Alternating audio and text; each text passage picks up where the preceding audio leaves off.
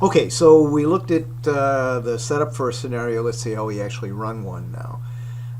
Now, I created this as a simple example, and it's completely authentic and accurate, but it's as small as you can make it to still explain it. Normally, a real scenario would be more complex. It would have more values here. It would have more scenarios. Instead of 3, maybe 5, something like that.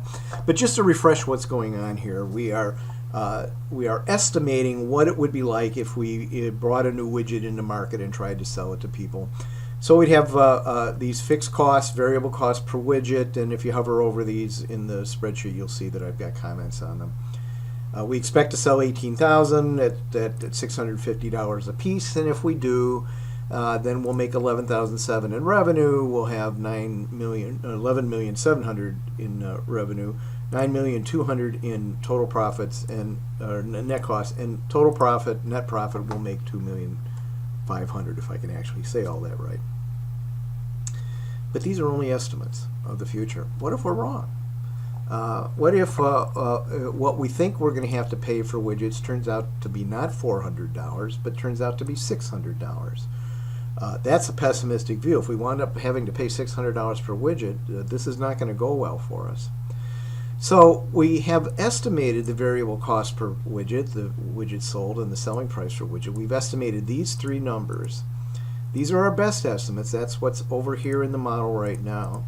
But if things don't go well, and maybe we'll wind up spending as much as $600 for a widget, and maybe we can only sell 15,000, not 18,000. And maybe we find out that customers will only pay $500 for them instead of the $650 we think that we'll get. Or it could go the other way and go very well. Maybe our costs will be lower. Maybe we'll get smarter about how to make them, or we'll find a different supplier who can sell us parts for less than we have now. And maybe we'll sell more than we think. Instead of 18,000, maybe we'll sell 22,000. And maybe customers will want our widget so much the demand will be very high, and we'll be able to ask $750 a widget for them.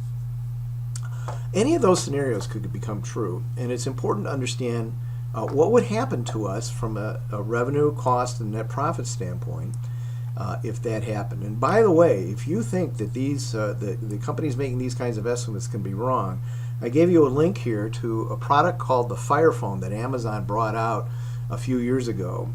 They spent a fortune developing, promoting, and building a bunch of these phones, and very few people bought them. It was a complete disaster. It flamed out, and this article will explain just how bad it went for them. So that can happen, and we'd like to understand, some of the possibilities. So we build a model like this. We put in our best estimates here, and we see what the net profit is. But then we also develop more, realistic, pessimistic, and optimistic estimates. Now what we want to do is get the results from these, but get them all in one place from all 3 estimates. So what we're going to do is come up to the Data tab, and then over here to What If Analysis, and then we're going to select Scenario Manager, and when we do, this will pop up on the screen, the Scenario Manager. And right now it's empty because we haven't done anything. So the first thing we want to do is add a new scenario to it, and I'm going to do the best estimate first. That's the one we think is most likely. So I'm going to name it Best Estimate. Now it asks me what the changing cells are. Those are the cells we're going to vary from one estimate to the next. And they are variable cost, widgets sold, and selling price. Variable cost per widget, willing sell. So what I'm going to do is clear out this field, and then I'm going to click on variable cost, hold down the control key, and click on widgets sold, and then finally selling price for widget. And you can see it put those 3 cells in what are called the changing cells. They're all, some people call them the variable cells. It puts in a comment about the date, and I can override that if I feel like. Then I click on OK, and it says, okay, well, what are the values you want for variable cost for widget, widget sold, and selling price for widget? And it's just putting in the values I already had, the 400 here, 1800, 650. Those were my best estimate. So that's what I want. I'm going to leave them as it is, and I click on OK. And now my scenario manager has the one scenario in it for the best estimate. Now I'm going to add the pessimistic. So I click on Add, Pessimistic. Changing cells are staying the same. I'm not going to mess with the comment. I click on OK, and it says, what values do you want? Well, now I want these values. So it's going to be $600 for variable cost, $15,000 sold, and $500 per price. And I click on OK. Now I have my second estimate in here, the pessimistic. And finally, I'm going to add this optimistic estimate over here. So I'll click on Add, Optimistic. Click on OK, and put in the values for optimistic if things go very well for us. So $375 variable cost per widget. We sell 22,000, and we sell them for $750 a piece. Now I've got all of my estimates built into the scenario, and if I need to edit them, I can go back in or delete or add new ones, whatever I want. Down here there's a Show button. And if I want to see what numbers I have in my pessimistic estimate, if I click on Show, it'll put them into the model here. So if I click on Show, it puts the $600 in here, the 15,000 and the 500. If I want to see what my optimistic numbers on, I can click on that, then click on Show, and they show up there. So that's what these things do. And now I'm ready to display the estimate. Notice that this worksheet, this workbook has only the scenario setup worksheet in it. When I click on Summary, it's going to create and add a new worksheet into the workbook. But before it does that, it says, okay, what are the outputs of this thing? What are the result cells? Well, the result cells I want to see the effect of are revenue, total cost, and net profit. So I select these three right here. It's going to ask me this just this one time, C14 to C16. I click on OK, and now it adds a new worksheet called Scenario Summary into the workbook. I can drag this over to the right. This is what I like to do. And here's what we've got. Here's our changing cells, variable costs, widgets sold, selling price. Here's our best estimate numbers. Here's our pessimistic, and here's our optimistic numbers. And here's the result cells, which are revenue, profits, total costs, and net profits. So we can see here that we lose money in the pessimistic case. We make money in the best estimate and make a lot of money in the optimistic. This current values column here is kind of a waste. It's just what happened to be at the model at the moment that it ran. I don't care about that, and I'm going to delete that column. I don't want it at all because it's, as far as I'm concerned, it's just clutter.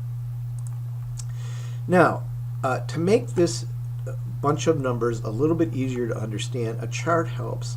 So I'm just going to draw a chart across the top here, these three scenarios, and hold down the Control key and select net profit.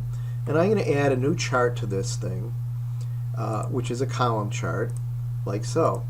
And now we see a chart that's a little different than we've seen earlier in the semester, in that the bottom number in the vertical axis isn't zero, because here's the zero net profit amount, and the pessimistic goes negative here. One way of demoing or making really clear to people that this is a loser is to change the coloring on this. And let me show you how I would do that. Format data point. I'm going to scoot this over so I can see it a little better.